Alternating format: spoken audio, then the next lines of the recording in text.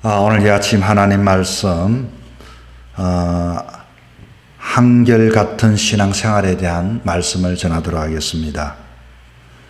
여러분, 다윗의 신앙의 위대한 점은 어디 있다라고 생각을 합니까? 우리는 늘 언제나 내 마음속에 위대한 신앙의 삶, 복된 신앙의 삶, 응답받는 신앙의 삶, 하나님 앞에 인정받는 신앙의 삶을 꿈꾸며 살아갑니다. 그런데 이 다윗을 보면서 어떤 것이 과연 하나님 앞에 인정되어졌을까? 무엇이 다윗을 그렇게 위대하게 만들었을까? 여러분, 뭐라고 생각합니까? 오늘 보면은 다윗에게 위대하게 만들었던 그 요소 중 하나가 다윗에게는 한결같이 변함없이 일관되어진 신앙의 삶을 살았다고 하는 점입니다. 우리는 늘 언제나 내 마음속에 다짐할 때가 많이 있죠. 특별히 새해가 되어지면은 그런 다짐을 합니다. 올 한 해는 내가 좀 새벽 기도 빠지지 말았으면 좋겠다. 올 한 해는 내가 주일 성수했으면 좋겠다.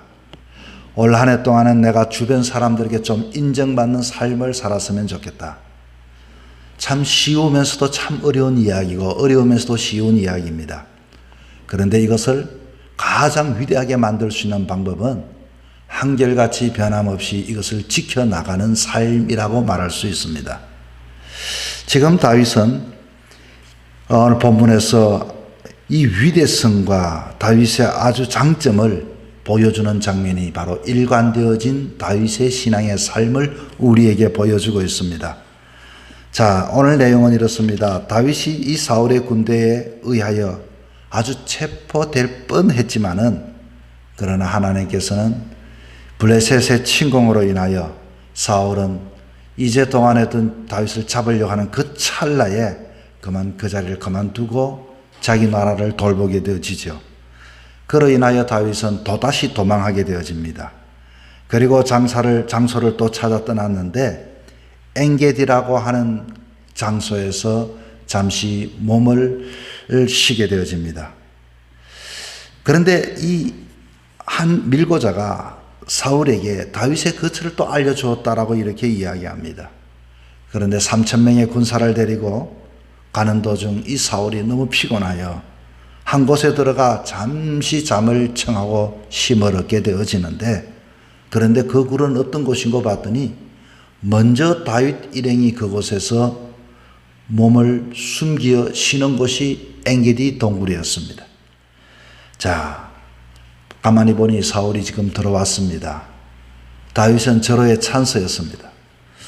오늘 본문 4절에는 이렇게 이야기하죠. 다윗의 사람들이 이르되 보소서, 여호와께서 당신에게 이러시기를 내가 원수를 내 손에 넘기리니 너 생각에 좋은 대로 그에게 행하라 하시더니 이것이 그날이니이다. 야, 이제 올 것이 왔다. 오늘이 바로 그날이다. 다윗이 일어나서 사울의 겉옷자락을 가만히 베니라. 겉옷자락을 베었습니다. 다시 말하면 머리를 벨 수 있었지만은 머리를 벤 것이 아니라 겉옷자락을 베었습니다. 그리고 5절에 그리한 후에 사울의 옷자락 뱀으로 말미암아 다윗의 마음이 찔려. 자, 하나님의 기름 부음 받은 사람을 겉옷자락을 베고도 이 다윗은 마음이 찔렸다라고 이렇게 이야기합니다. 그리고서 6절에 봤더니 여호와의 기름 부으심으로 의미를 소중히 여기는 장면이 나오지요. 자기 사람들에게 이르되 내가 손을 들어 여호와의 기름 부음 받은 내 주를 치는 것은 여호와께서 금하시는 것이니 그는 여호와의 기름 부음 받은 자가 됨이니라 하고, 그리고서 7절에 다윗이 이 말로 자기 사람들을 금하여 사울을 해하지 못하게 하니라. 사울이 일어나 굴에서 나가 자기 길을 가니라. 자, 추종자들에게 절대로 사울은 해하면 안 된다.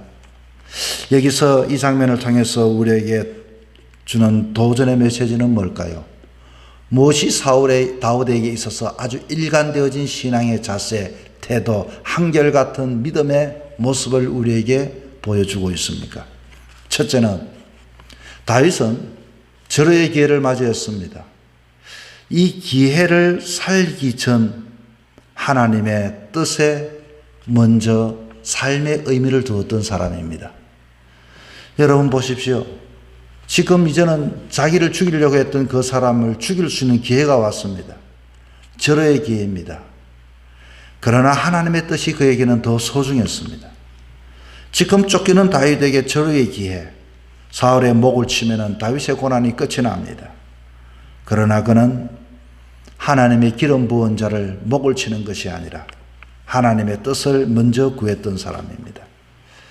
여러분, 기회라고 하는 것은 이것은 참 쉽습니다. 참 쉬운 것을 우리가 얻었습니다. 이 기회를 통해서 이제는 이 쉬운 기회가 절대로 오지 않습니다. 그러나 기회가 먼저가 아니라 하나님의 뜻, 정말로 우리에게 하나님의 뜻을 쫓는 것은 힘들고 어렵지 않습니까?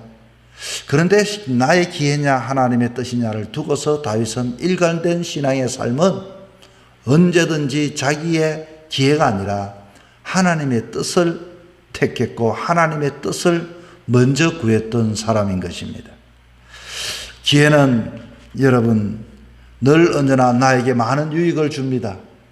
기회라고 하는 것은 이제 나에게 있어서 모든 위험의 요소들을 제거하는 그와 같은 기회가 되어집니다. 그러나 하나님의 뜻은 하나님의 뜻을 쫓다 보니 이 자기 자신을 죽이려고 했던 사울이 여기서 끝나면 될 테인데 또 자기를 쫓아온다면 얼마나 괴롭고 힘이 들겠습니까? 여러분, 일관된 신앙의 삶이 어려운 것은 내 뜻인가 하나님의 뜻인가, 나의 기회인가 하나님의 뜻인가, 이것을 선택함에 있어서 하나님의 뜻을 먼저 구하는 이 삶이 일관되어진 삶입니다. 아무리 절의 기회가 왔다 할지라도, 아무리 나에게 유익이 온다 할지라도 그는 하나님의 뜻을 먼저 구했던 사람인 것입니다. 두 번째는 이 다윗의 일관되어진 신앙의 삶은 나의 잘못에 예민하고 남의 잘못에 둔감했던 사람입니다. 다윗이 지금 사울의 겉옷을 잘랐습니다. 마땅히 목을 쳐서도 쳐버리면 끝이 나지요. 그런데 이 사울의 겉옷을 자른 이후에 다윗이 마음이 아팠습니다. 내가 혹시라도 기름 부은 사람의 이 겉옷을 자른다는 것, 내가 어쩌면 왕에게 흠집을 낸 것이 아닐까? 하나님께서 세운 사람을 내가 마음대로 이와 같이 겉옷을 자른 것이 아닐까? 많은 사람들은 나의 아픔을 이야기합니다. 내가 힘들었습니다. 내가 어려웠습니다. 내가 그때는 참을 수가 없었습니다. 내 형편이 그랬습니다. 늘 언제나 우리들의 이야기를 하기를 좋아합니다. 내 이야기를 들어주기를 좋아합니다. 내 중심에서부터 이야기하려고 합니다. 그러나 다윗의 일관되어진 신앙의 삶은 나로 인하여 그 왕이 때로는 얼마나 힘들었을까, 아팠을까, 왕의 권위가 실추되었을까, 나로 인하여 얼마나 부끄러웠을까, 나로 인해서 그분이 정말로 하나님의 기름 부음이 때로는 수치스러워지지는 않았을까? 여러분, 참 쉬운 일은 아닙니다. 그러나 하나님의 사람들에게는 늘 언제나 내 것을 이야기할 수도 있겠지만, 그러나 내가 먼저가 아니라 당신이 먼저예요. You first. 당신이 먼저입니다. 이게 바로 다윗을 위대하게 만들었던 점인 것입니다. 우리는 위대한 것은 내가 많이 소유해서 위대한 것이 아닙니다. 내가 높이 올라가서 위대한 것이 아닙니다. 위대한 것은 내가 있지만 나보다도 당신이 you first 먼저이고 당신이 모든 것의 삶에 초점을 맞추어서 그를 배려할 수 있는 것이 이 다윗의 일관되어지고 한결같은 신앙의 태도요, 신앙의 자세였던 것입니다. 세 번째, 이 다윗의 일관되어진 신앙의 삶은 상황에 좌우되는 사람이 아니라 한결같은 신앙의 하나님의 원리와 하나님의 원칙에 근거를 두었던 사람인 것입니다. 여러분, 지금 보십시오. 얼마나 좋은 찬스입니까? 그는 남이 미워한다고 해서 나도 미워하는 게 아닙니다. 너가 미워하니 내가 너를 미워한다는 것도 아닙니다. 자기가 할 수 있는 역할을, 내가 할 수 있는 위치 지켜내고 최선을 다하고 또 나에게 오늘 주어진 일들을 꾸준하게 한결같이 변함없이 해가는 것입니다. 감정에 휘말리지도 않습니다.